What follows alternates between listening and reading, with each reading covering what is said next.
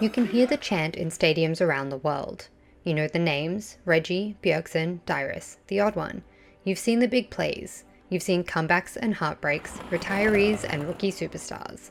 TSM is an icon for North American esports. But what's now a dynasty started off as just a website run by a few guys who really like League of Legends. SoloMid.net was founded in 2009 by Andy Reginald Din and his brother Dan Din. The brothers were members of an elite group of League players that formed during the game's beta testing.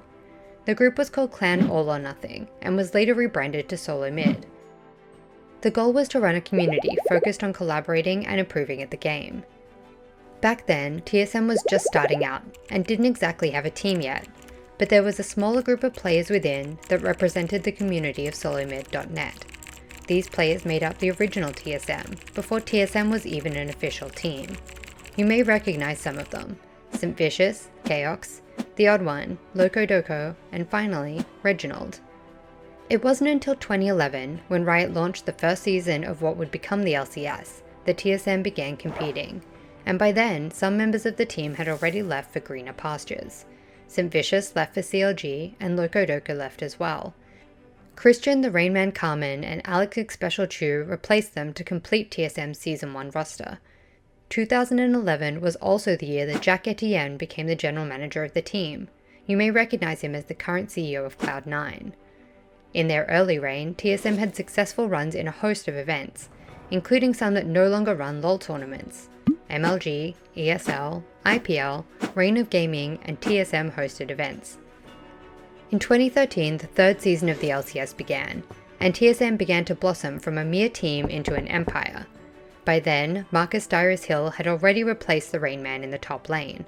That year, Reginald also stepped down from playing on the team, and Soren Bjergsen Bjerg, a young up-and-coming mid laner from Denmark, was signed on to replace him.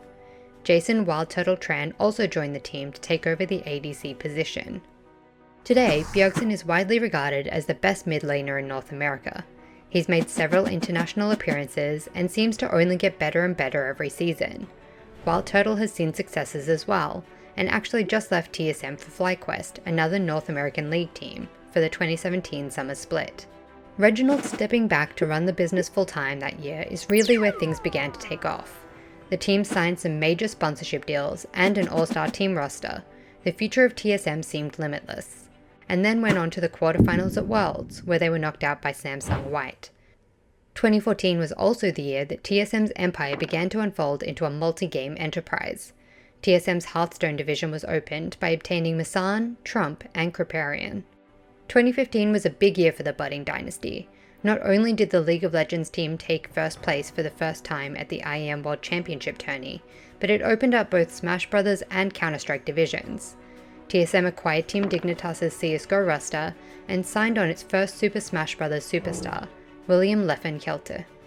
The Danish CSGO team they fielded from Dignitas absolutely crushed the international scene that year, winning international tournament after international tournament, including the CCS kickoff season, Fragbite Masters, and Face It League.